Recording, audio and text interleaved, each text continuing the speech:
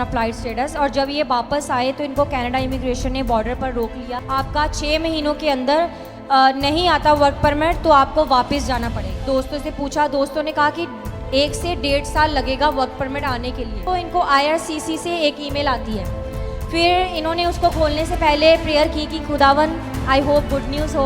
आपका status cancel करके आपको विजिटर वीज़ा पे कर रहे हैं और आप कोई काम भी नहीं कर सकते टिल 6 मंथ। कि मेरा टाइम भी निकल गया सी, कोई उम्मीद नहीं सी, और अगर आप काउंट करिए तो 6 महीने निकल गए तो मैं विदाउट स्टेटस ही 1-2 दिन।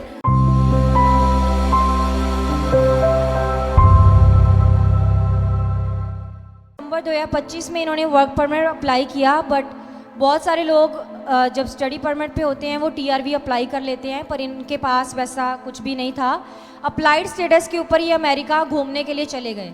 सो which means you have no status even if you are on applied status. और जब ये वापस आए तो इनको कनाडा इमिग्रेशन ने बॉर्डर पर रोक लिया और उन्होंने इनको तब TRV दी, वो विजिटर वीज़ा दिया 6 महीने का, और उन्होंने इनको बोल दिया कि अगर आपका 6 महीनों के अंदर नहीं आता वर्क परमिट तो आपको वापस जाना पड़ेगा। सोचो सिचुएशन कितनी डिफरेंट हो सकती थी। अगर वो अप्लाइड सेटअप पे यहीं पे रहते तो 6 महीने की कोई दिक्कत नहीं थी, बट नाउ मतलब उन्होंने कंट्री आउट की। अब उनके पास सिर्फ 6 मंथ्स ही थे, उनमें अगर वर्क परमिट आ जाता है तो she can stay, otherwise immigration ने इनको बोल दिया कि you have to leave Canada. And इस वजह से ये बहुत वरीड हो गए क्योंकि इन्हें मालूम नहीं था कि आउट नहीं करना है। उसके बाद इन्होंने अपने दोस्तों से पूछा, दोस्तों ने कहा कि 1 से 1.5 साल लगेगा वर्क परमिट आने के लिए, और शी जस्ट हैड 6 मंथ्स। सो ये बहुत स्ट्रेस हो गए कि कैसी चीज़ें होंगी। ऑफ कोर्स किसी के साथ भी अगर ऐसा होगा तो इन्होंने अपने फैमिली को भी नहीं बताया कि ऐसा कुछ हो गया है। February 8, 2026 को ये फर्स्ट टाइम नेकफिल्म मिनिस्ट्रीज में आए। उस दिन पास्टर ने एक बात बोली थी, पहले हम उस क्लिप को देखेंगे। जो चीजें आप अपने ऊपर जो बर्डन लेकर आए थे, आज वो बर्डन खत्म होता है आपकी लाइफ से। The burden which with you have came today, and that burden is removed today in the name आज of से Jesus. अपने परिवार के किसी विषय की चिंता मत करना। And from today you need not to worry about anything about your परमेश्वर family. टेक केयर कर रहा है हर मैटर की। God is taking care of every matter. 17 फरवरी को आपकी गुड न्यूज आने वाली है And चर्च। on 17 February, आपकी गुड न्यूज पक्की है 17 फरवरी को। your good news is permanent on 17 आप वेट February. कर रहे हैं PR की, उसी दिन ड्रॉ निकलने वाला है, don't worry. You're waiting for PR, you will receive the draw. आप वेट कर रहे हैं वर्क परमिट की, उसी दिन ईमेल आने वाली है, don't You worry. will receive the PR on same day. अगर रिफ्यूजल आई है, डोंट वरी, 17 फेब को अप्रूवल आने वाली है church. If you have received the refusal, don't worry. On 17 February, you're going to receive. February 8 को ये पहली बार आते हैं। खुदावन इतना भला है कि हमारी गलतियों को भी ग्रेस के साथ वो ढक देता है। February 8 में ये पहली बार आए, इन्होंने ये घोषणा को रिसीव किया। उसके बाद March 31 was the last day she had in Canada. इनको मार्च 31 तक अगर वर्क परमिट आ जाता ठीक है, नहीं तो इनको कनाडा लीव करना पड़ता। ये कहते हैं वेट करते रहे। उस घोषणा को इन्होंने जब रिसीव किया, इनका फेथ बढ़ गया। शी इज़ अ क्रिश्चियन, और उनको बार बार रिसीव करते रहे। March 8 को हमने ब्रदर दीपक, ये USA से हैं, उनकी हमने वर्क परमिट की टेस्टमनी दी थी। उसका कुछ है हमारे पास? नहीं, ओके। सो इन्होंने जब हम किसी की टेस्टमनी सुनते हैं तो हम वैसे भी अपनी टेस्टमनी को रिसीव कर सकते हैं। जब इन्होंने सोचा कि उस भाई की जो टेस्टमनी थी 1 साल से उसका कोई रिस्पॉन्स नहीं आ रहा था, और जब पास्टर जी ने एक बार उसने मैसेज सेंड किया, जब उसने मैसेज पास्टर जी ने बोला ਤੁਹਾਡਾ काम डन है, उसके बाद उस भाई के वर्क परमिट रिसीव हो गया था। इन्होंने कहा कि अगर उसका इतने सालों से नहीं आ रहा था, पास्टर के एक बार बोलने से आ गया तो मेरा भी आएगा। ये बार बार डेक्लेरेशन को रिसीव करते रहे, पर March 31 पास हो गया। She didn't receive the work permit. April 1 now she was without status. April 2 को इनको IRCC से एक ईमेल आती है। फिर इन्होंने उसको खोलने से पहले प्रेयर की कि खुदावन आई होप गुड न्यूज़ हो। जब इन्होंने खोला तो क्या होगा उसमें? Any guesses? Work permit. हाँ, सो जब इन्होंने खोला उस पर वर्क परमिट था, but she open it let and also she received it let. वो वर्क परमिट इनको March 30, 2026 को रिसीव हो गया था। एक दिन इनके विजिटर वीज़ा एक्सपायर होने से पहले खुदा ने इनको वर्क परमिट के साथ, ओपन वर्क परमिट के साथ ब्लेस किया है।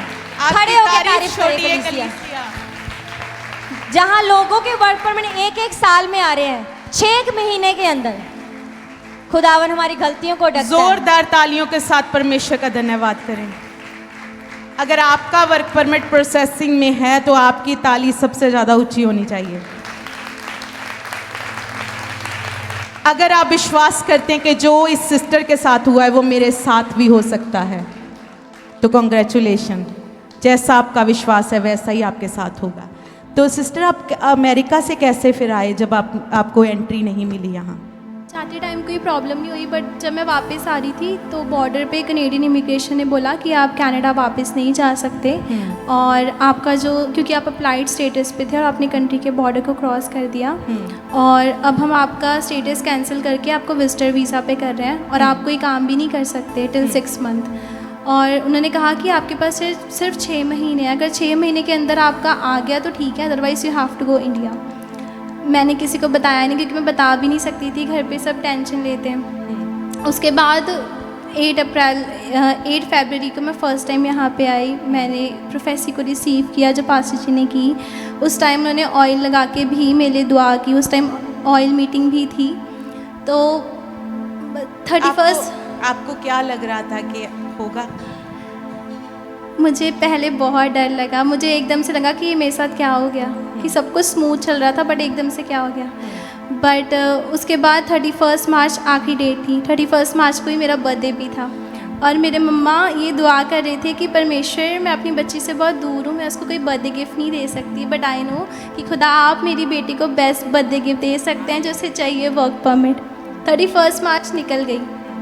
2 अप्रैल को मैंने रिसीव मैंने मेरे 2 अप्रैल को की, बट जब मैंने वर्क परमिट खोला तो उसके अंदर 30 मार्च डेट थी। That's our God. आप क्या कहना चाहते हैं सभी को? मैं प्रभु का सब तो पहला बहुत धन्यवाद करना चाहती हाँ। मेरे नाल इदा होया कि मेरा टाइम भी निकल गया सी, कोई उम्मीद नहीं सी, और अगर आप काउंट करिए तो 6 महीने निकल गए तो मैं विदाउट स्टेटस सी 1-2 दिन, बट स्टिल ਮੈਨੂੰ ਇਹ ਸੀਗਾ ਕਿ ਖੁਦਾ ਨੇ ਜੇ ਮੈਨੂੰ ਇਸ ਕੰਟਰੀ ਦੇ ਵਿੱਚ ਭੇਜਿਆ ਤੇ ਖੁਦਾ ਇੱਥੇ ਹੀ ਮੈਨੂੰ ਬਲੈਸ ਕਰਨਗੇ, ਤੇ ਖੁਦਾ ਦੇ ਨਬੀ ਦੇ ਦੁਆਰਾ ਜੋ ਵਰਡ ਕਹੇ ਗਏ ਨੇ ਉਹ ਮੈਨੂੰ ਪਤਾ ਸੀ ਪਰਮੇਸ਼ਰ ਉਹ ਪੂਰੇ ਹੋਣਗੇ, ਤੇ ਮੈਂ ਬਸ ਉਹ 'ਤੇ ਯਕੀਨ ਕੀਤਾ। ਜਿੱਦਾਂ ਖੁਦਾ ਦੇ ਦਾਸ ਕਹਿੰਦੇ ਰਹੇ ਕਿ ਤੁਸੀਂ ਡਿਕਲੇਅਰ ਕਰੋ, ਮੈਂ ਉਹਨੂੰ ਡਿਕਲੇਅਰ ਕੀਤਾ। ਮੈਂ ਡੇਲੀ ਸਵੇਰ ਉੱਠ ਕੇ ਪ੍ਰੈਕਟਿਸ ਕਰਦੀ ਸੀ, ਖੁਦਾ ਮੈਂ ਇੱਥੇ ਗਵਾਹੀ ਦੇ ਰਹੀ ਹਾਂ, ਮੇਰਾ ਵਰਕ ਪਰਮਿਟ ਆ ਗਿਆ। ਜਦੋਂ ਟਾਈਮ ਨਿਕਲ ਗਿਆ ਮੈਂ ਫਿਰ ਵੀ ਕਰਦੀ ਰਹੀ ਕਿ ਆ ਗਿਆ।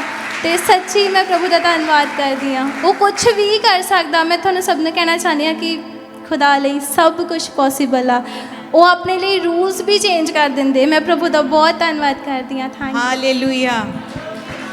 कलीसिया, क्या आपने सुना कि वो आपके लिए रूल भी चेंज कर सकता है? क्या कर सकता है वो आपके लिए? कुछ भी कर सकता है। आप उसकी जीवित हजूरी में हो, आपको किसी चीज़ की चिंता करने की ज़रूरत नहीं। अगर उनका टाइम निकल गया था तो क्या परमेश्वर ने काम नहीं किया? वचन में लिखा विश्वास भी परखा जाता है। अगर आप अड़े और खड़े रहोगे तो आप बड़ी बड़ी गवाहियों के साथ यहीं पर खड़े होंगे और हम आपकी गवाही को सेलिब्रेट कर रहे होंगे। Thank you sister.